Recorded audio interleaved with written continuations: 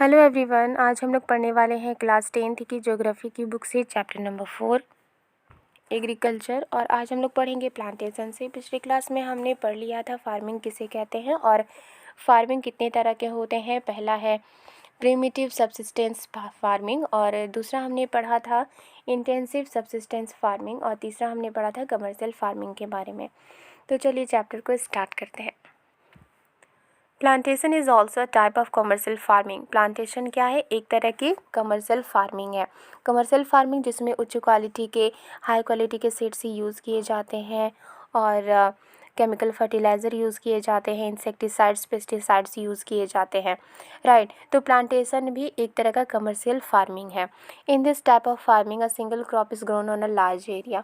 इस तरह के फार्मिंग में एक ही तरह की सिंगल क्रॉप को ही बड़े ज़मीन पर उगाया जाता है, ग्रो किया जाता है।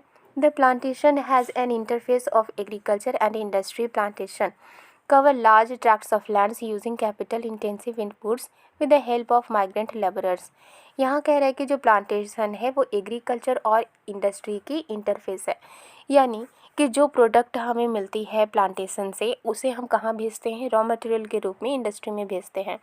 तो इसलिए एग्रीकल्चर और इंडस्ट्री की इंटरफेस कौन है? प्लांटेशन है। इसके अलावा आगे कहा जा रहा है कि प्लांटेशन एक बहुत बड़ी ज़मीन को घेरती है, बहुत बड़ी ज़मीन पर किया जाता है इसे, और साथ ही साथ इसमें बहुत ज़्यादा कैपिटल भी लगती है, यानी पूंजी लगती है, और बहुत सारे मज़दूरों की भी इसमें ज़रूरत होती है। आगे कह रहा है कि all the produce is used as raw material in respective industry. जो भी प्रोडक्शन की जाती है उसे रॉ मटेरियल्स के रूप में इंडस्ट्री में भेजी जाती है। In India tea, coffee, rubber, sugar cane, banana etcetera are important plantation crops. India में tea, coffee, rubber, sugar cane, banana और भी इस तरह से बहुत सारे प्लांट एक इम्पॉर्टेंट प्लांटेशन क्रॉप्स हैं जिनको उगाया जाता है और उनकी बिक्री की जाती है, राइट। आगे कह रहा है tea in Assam and north Bengal, coffee in Karnataka. तो जो चाय है वो असम और नॉर्थ बंगाल में और कॉफ़ी कर्नाटका में are some of the important plantation crops. ये कुछ इम्पॉर्टेंट प्लांटेशन क्रॉप्स हैं जो कि इन स्टेट्स में बोए जाते हैं। Since the production is mainly for market, a well developed network of transport and communication connecting the plantation areas. चूँकि ये जो प्रोडक्शन की जाती है वो मार्केट पर्पज़ के लिए की जाती है, बिक्री के लिए की जाती है, तो एक वेल डेवलप्ड नेटवर्क ट्रांसपोर्ट की और कम्युनिकेशन कनेक्टिंग की प्लांटेशन के लिए बहुत ज़्यादा ज़रूरी होती है, जो कि इंडस्ट्री और मार्केट एक इम्पॉर्टेंट रोल निभाता है प्लांटेशन के डेवलपमेंट के लिए। यानी प्लांटेशन के थ्रू जो प्रोडक्शन की जाती है उसको इंडस्ट्री तक पहुंचाने के लिए ट्रांसपोर्ट की भी ज़रूरत होगी, कम्युनिकेशन कनेक्टिंग की भी ज़रूरत होगी, राइट। और इस तरह से मार्केट और इंडस्ट्री एक इम्पॉर्टेंट रोल निभाते हैं प्लांटेशन के लिए, राइट। आगे कह रहा है क्रॉपिंग पैटर्न। तो यहाँ पर कुछ भी इम्पॉर्टेंट इतनी ज़्यादा नहीं है, तो इसे हम स्किप करते हैं और आगे बढ़ते हैं। लिखा है India has 3 cropping season, rabi, kharif and Zaid. India की 3 क्रॉपिंग सीज़न है, 3 मेन मुख्य सीज़न है क्रॉप की। वो क्या है? रबी, खरीफ और zaid. Rabi crops are sown in winter from October to December and harvested in summer from April to June. Rabi crops बोई जाती है विंटर में, अक्टूबर से दिसंबर में, और इसे हार्वेस्ट कर लिया जाता है समर सीजन में, यानी अप्रैल से जून तक। Some of the important rabi crops are wheat, barley, peas, gram and mustard. कुछ इंपॉर्टेंट रबी क्रॉप्स हैं जैसे wheat, barley, peas, gram and mustard. हालांकि ये क्रॉप्स ग्रो किए जाते हैं इंडिया के बहुत बड़े पार्ट्स में। स्टेट्स जैसे नॉर्थ और north western parts, Punjab, Haryana, Himachal Pradesh, Jammu and Kashmir, Uttarakhand and Uttar Pradesh, ये कुछ इम्पॉर्टेंट राज्य हैं जहाँ पर वीट की प्रोडक्शन की जाती है और दूसरी रबी क्रॉप्स की भी प्रोडक्शन की जाती है। Availability of precipitation during winter months due to the western temperate cyclone helps in the success of these crops। तो जो प्रेसिपिटेशन है, जो हल्की सी बारिश है विंटर सीजन के दौरान, वो होती है वेस्टर्न टेम्परेट साइक्लोन की वजह से, और यही मदद करती है इन क्रॉप्स को ग्रो होने में। However the success of the green revolution in Punjab, Haryana, western Uttar Pradesh and parts of Rajasthan has also been an important factor in the growth of the above mentioned rabi crops. हालांकि एक ग्रीन रेवोल्यूशन जो है वो एक important factor है जिसने राबी crops के growth में हेल्प किया, और जो ग्रीन रेवोल्यूशन है वो पंजाब, हरियाणा, वेस्टर्न उत्तर प्रदेश और राजस्थान के कुछ पार्ट्स में बहुत अच्छी तरह से ग्रो किया, right. Kharif crops are grown with the onset of monsoon in different parts of the country and these are harvested in September, October. Kharif crops grow की जाती है मानसून के शुरुआत में कंट्री के अलग अलग पार्ट्स में, और इसे हार्वेस्ट कर लिया जाता है खरीफ क्रॉप्स को सितंबर से अक्टूबर में. इम्पॉर्टेंट क्रॉप्स जो है इस सीजन में बोए जाते हैं वो है पेडी, मेज़, ज्वार, बाजरा, तुर यानी अरहर, मूंग, उड़द, कॉटन, जूट, ग्राउंडनट यानी बादाम और soybean. Some of the most important rice growing regions are Assam, West Bengal, coastal regions of Odisha, Andhra Pradesh, Telangana, Tamil Nadu, Kerala and Maharashtra, particularly the Konkan coast along with Uttar Pradesh and Bihar. कुछ ऐसे important rice growing regions हैं जहाँ पर चावल की खेती की जाती है. उनमें है Assam, West Bengal, coastal regions of Orissa, Andhra Pradesh, Telangana, Tamil Nadu, Kerala and Maharashtra. और इसके अलावा कोंकण कोस्ट, उत्तर प्रदेश एंड बिहार में भी चावल की खेती की जाती है. Recently paddy has also become an important crop of Punjab and Haryana. हाल ही में धान एक इम्पॉर्टेंट क्रॉप बन चुकी है पंजाब और हरियाणा में. In states like Assam, West Bengal and Orissa 3 crops of paddy are grown in a year. States जैसे कि असम है, वेस्ट बंगाल है, उड़ीसा है, यहाँ पर 3 तरह के क्रॉप्स ऑफ पेडी के जो क्रॉप्स हैं वो उगाए जाते हैं. एक साल में 3 तरह के पेडी के क्रॉप्स उगाए जाते हैं और ये हैं औस, अमन एंड बोरो. ओके, आगे लिखा है in between the rabi and the kharif season there is a short season during the summer months known as zaid season. Rabi और खरीफ सीजन के बीच में एक शॉर्ट सीजन होता है समर के दौरान और इसे कहते हैं zaid season. Some of the crops produced during zaid are watermelon, muskmelon, cucumber. तो कुछ ऐसे इंपॉर्टेंट क्रॉप्स हैं जो ज़ैद सीज़न में उगाए जाते हैं, वो है वाटरमेलन, मस्कमेलन, कुकुम्बर और कुछ वेजिटेबल्स और फॉडर क्रॉप्स यानी जो चारा यूज़ किया जाता है जानवरों के लिए, ऐसे क्रॉप्स को भी उगाए जाते हैं. Sugar cane takes almost a year to grow. और जो गन्ना है वो लगभग 1 साल लेता है ग्रो होने में. Major crops. A variety of food and non-food crops are grown in different parts of the country depending upon the variations in soil, climate and cultivation practices. Major crops grown in India are rice, wheat, millets, pulses, tea, coffee, sugarcane, oilseeds, cotton and jute. तो कुछ अलग अलग तरह के जो खाना होते हैं और कुछ नॉन फूड क्रॉप्स होते हैं वो इंडिया के अलग अलग पार्ट्स में बोए जाते हैं. और अलग अलग इंडिया के अलग अलग पार्ट्स में अलग अलग तरह की मिट्टी होती है, अलग अलग तरह के क्लाइमेट होते हैं, अलग अलग तरह के कल्टीवेशन प्रैक्टिसेस होते हैं. उनके आधार पर ही इंडिया के हर एक पार्ट्स में अलग अलग तरह के फूड और नॉन फूड क्रॉप्स बोए जाते हैं. कुछ मेजर क्रॉप्स हैं जो इंडिया में बोए जाते हैं वो है राइस, व्हीट, मिलेट्स यानी मोटे अनाज, pulses, tea, coffee, sugar cane, oil seeds, cotton and jute. और इसके अलावा और भी बहुत सारे मेजर क्रॉप्स बोए जाते हैं. तो सबसे पहले जानते हैं राइस के बारे में कि राइस को कितनी टेम्परेचर की ज़रूरत होती है और ये कहाँ कहाँ ग्रो की जाती है. लिखा है it is the staple food crop of a majority of the people in India. India के लोगों की ये एक खाद्यान्न के रूप में ये यूज़ करते हैं, मेन फूड क्रॉप है. Our country is the second largest producer of rice in the world after China. हमारी कंट्री दुनिया की दूसरी सबसे बड़ी लार्जेस्ट प्रोड्यूसर है चाइना के बाद राइस के प्रोडक्शन में. It is a kharif crop which requires a high temperature above 25 degrees Celsius and a high humidity with annual rainfall above 100 centimeter. ये एक खरीफ क्रॉप है और इसे ज़रूरत होती है हाई टेम्परेचर की, लगभग 25 डिग्री सेल्सियस से ऊपर की टेम्परेचर इसकी ज़रूरत है और हाई ह्यूमिडिटी इसके लिए ज़रूरी होती है. एनुअल रेनफॉल यानी जो सालाना जो बारिश है वो कम से कम 100 सेंटीमीटर से ऊंची होनी चाहिए. In the areas of less rainfall it grows with the help of irrigation. तो ऐसे एरियाज़ जहाँ पर बारिश बहुत कम होती है ये इरीगेशन की मदद से ग्रो होती है यानी सिंचाई की मदद से ग्रो होती है. Rice is grown in the plains of north and north eastern India, coastal areas and the deltaic region. चावल ग्रो किया जाता है नॉर्थ और नॉर्थ ईस्टर्न इंडिया के मैदानी भागों में, कोस्टल एरियाज़ में और साथ ही साथ डेल्टाइक रीजन्स में। Development of dense network of canal irrigation and tube wells have made it possible to grow rice in areas of less rainfall such as Punjab, Haryana and western Uttar Pradesh and parts of Rajasthan. तो बहुत सारे जो canal बनाए गए irrigation के लिए, सिंचाई के लिए, और इसके अलावा ट्यूबवेल्स भी लगाए गए सिंचाई के लिए। तो बहुत सारे कैनल्स और बहुत सारी ट्यूबवेल्स की वजह से ये पॉसिबल हो पाया है कि ऐसे क्षेत्र जहाँ पर बारिश बहुत कम होती है वहाँ पर राइस को ईज़िली ग्रो किया जा सकता है। और इसके कुछ एग्जांपल हैं स्टेट्स जैसे पंजाब, हरियाणा, वेस्टर्न उत्तर प्रदेश और राजस्थान के कुछ पार्ट्स। यहाँ पर कैनल इरिगेशन और ट्यूबवेल्स अच्छी तरह से डेवलप हो चुके हैं, जिसकी मदद से चावल की खेती ईज़िली की जा सकती है। आगे लिखा है वीट यानी गेहूँ। This is the second most important cereal crop. ये दूसरी सबसे इम्पॉर्टेंट सीरियल क्रॉप है। Is the main food crop in north and north western part of the country. ये कंट्री के नॉर्थ और नॉर्थ वेस्टर्न पार्ट की एक मेन फूड क्रॉप है।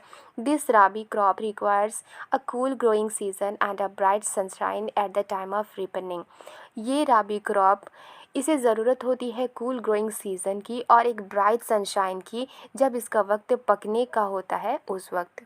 It requires 50 to 75 centimetre of annual rainfall evenly distributed over the growing season.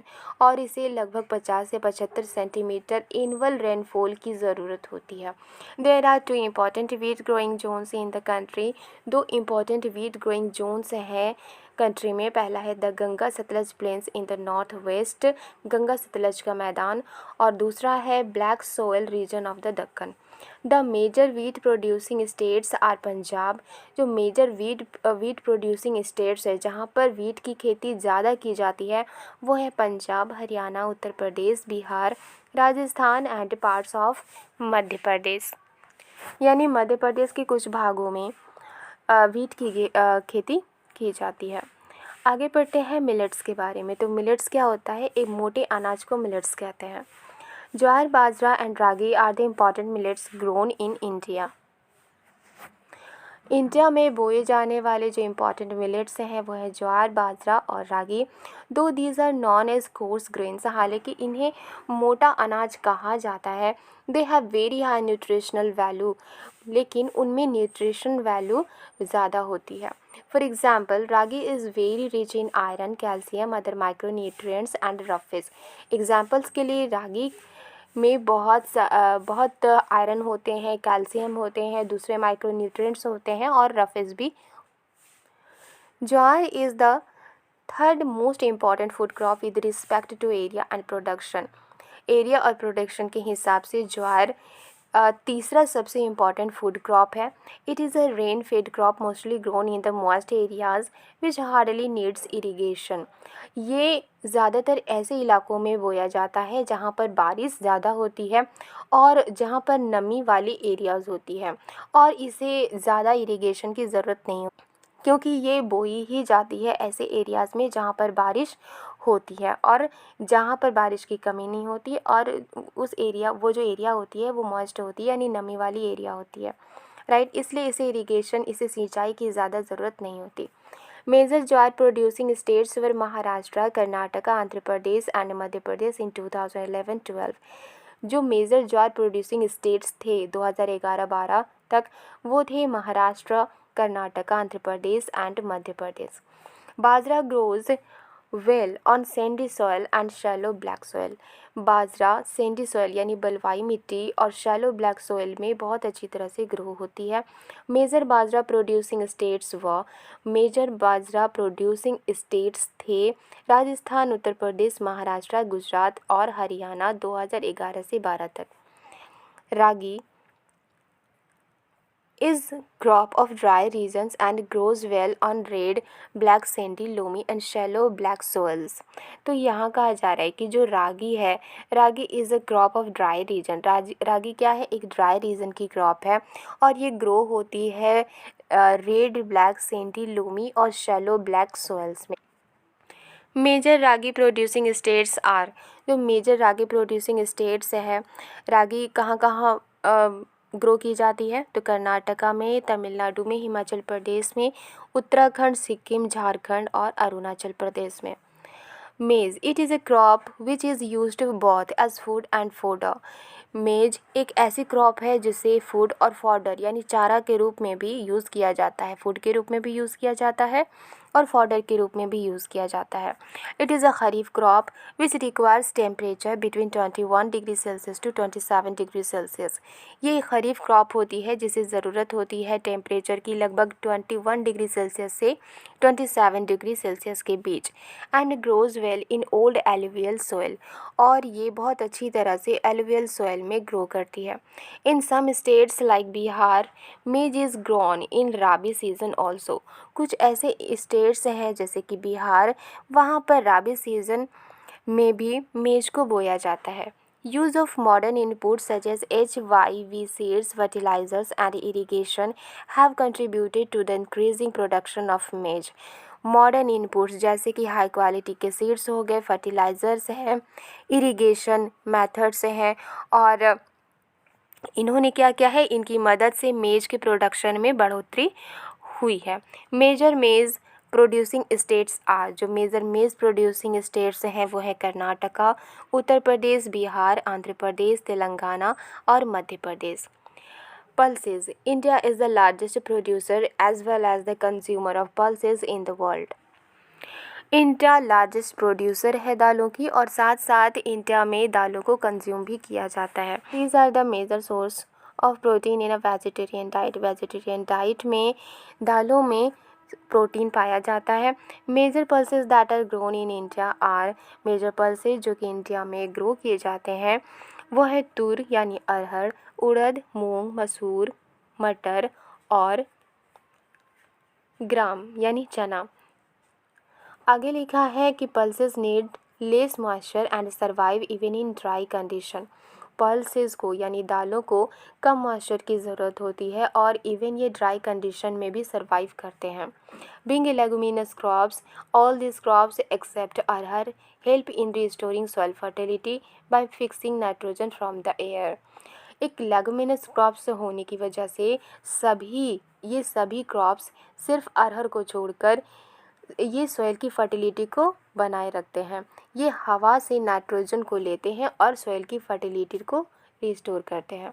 Therefore these are mostly grown in rotation with other crops, इसलिए इन्हें ज़्यादातर rotation के रूप में ग्रो किया जाता है। जैसे कि कोई एक क्रॉप बोई जाती है, उसके बाद फिर पल्सेस को बोए जाते हैं, फिर उसके बाद पल्सेस को हार्वेस्ट करने के बाद फिर उसके बाद कोई क्रॉप बोई जाती है। इस तरह से रोटेशन करके जो पल्सेस हैं उन्हें ग्रो किया जाता है। Major pulses producing states in India are Madhya Pradesh, Uttar Pradesh, Rajasthan, Maharashtra and Karnataka. जो मेजर पल्सेस प्रोड्यूसिंग स्टेट्स हैं इंडिया में वो है मध्य प्रदेश, उत्तर प्रदेश, राजस्थान, महाराष्ट्र और Karnataka.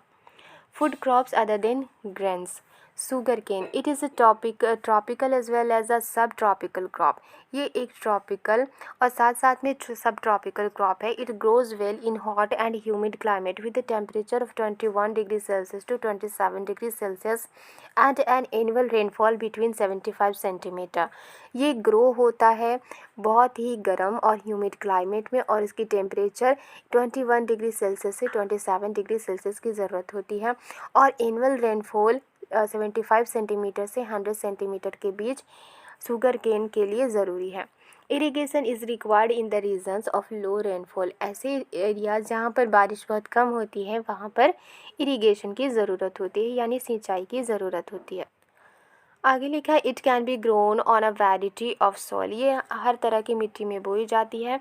And needs manual labour for sowing to harvesting, और मैनुअल लेबर की ज़रूरत होती है बुआई से लेकर हार्वेस्टिंग तक।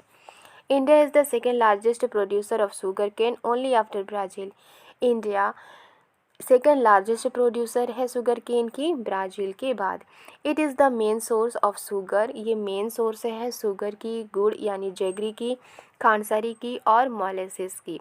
The major sugar cane producing states, जो major sugar cane producing states हैं वो है उत्तर प्रदेश, महाराष्ट्र, कर्नाटका, तमिलनाडु, आंध्र प्रदेश, तेलंगाना, बिहार, पंजाब और Haryana.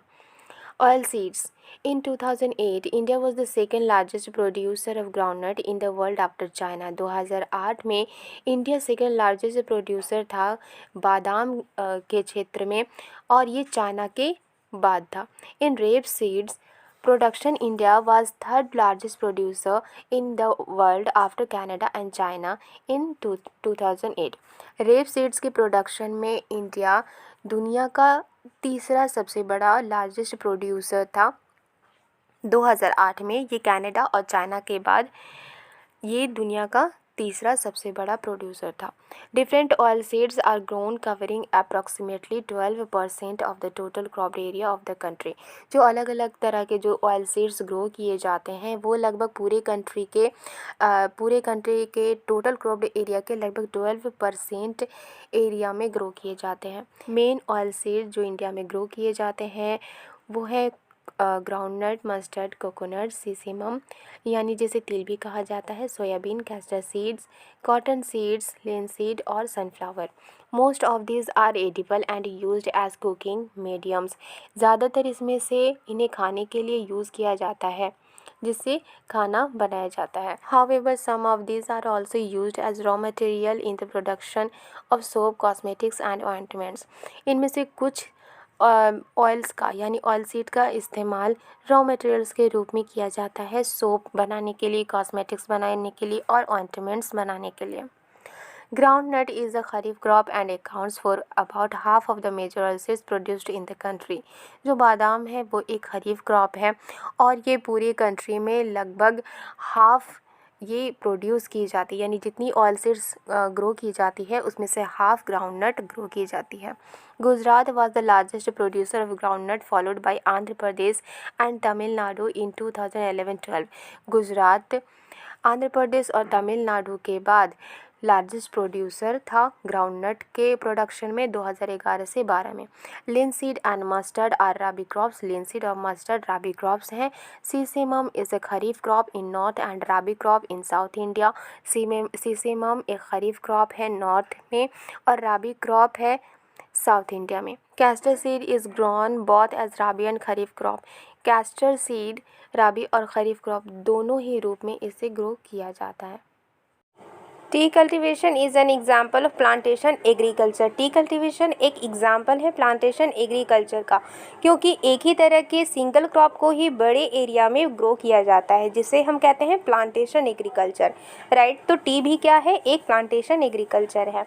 It is also an important beverage crop introduced in India initially by the British.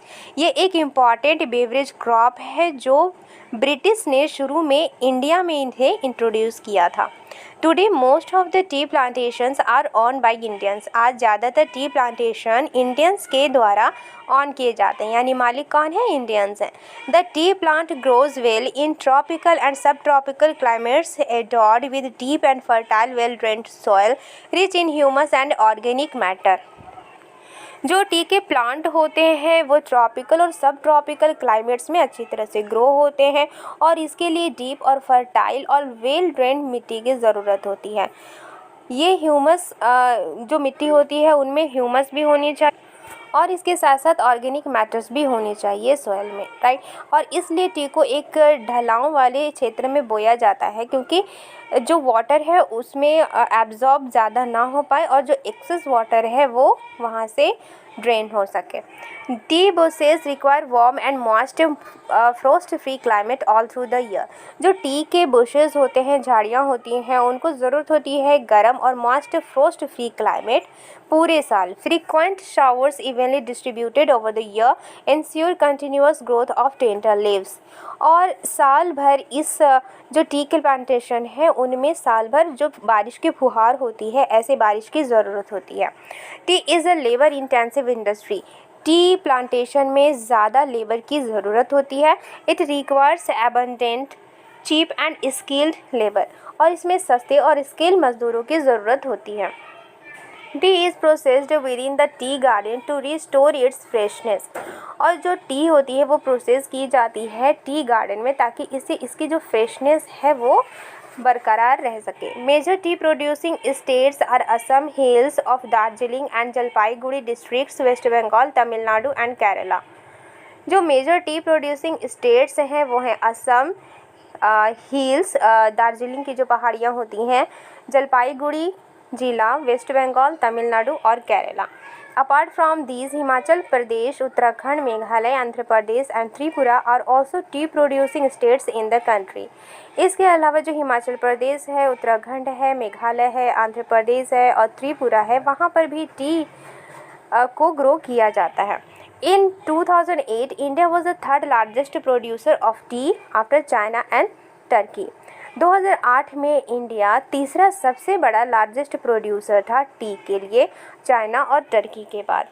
अब बात करते हैं कॉफ़ी के बारे में। इन 2008 India produced 3.2% of the world coffee production. 2008 तक इंडिया लगभग 3.2% कॉफ़ी का प्रोडक्शन करता था। Indian coffee is non in the world for its good quality. Indian coffee पूरी दुनिया में अच्छी क्वालिटी के लिए जानी जाती है। The arabica variety initially brought from Yemen is produced in the country में अरेबिका वैरायटी शुरू में यमन से लाई गई थी। This variety is in great demand all over the world. और इस तरह की वैरायटी पूरे वर्ल्ड में इसकी अच्छी खासी डिमांड है। Initially its cultivation was introduced on the Baba Budan hills and even today its cultivation is confined to the Nilgiri in Karnataka. शुरू में इसकी कल्टीवेशन बाबा बुडान हिल्स में की जाती थी और अब इसकी खेती नीलगिरी और कर्नाटका में की जाती है। और इसके अलावा केरला और तमिलनाडु में भी इसकी खेती की जाती है। नेक्स्ट वीडियो में हम लोग पढ़ेंगे हॉर्टिकल्चर क्रॉप से। आज के लिए बस इतना ही, मिलते हो नेक्स्ट वीडियो में। Thank you.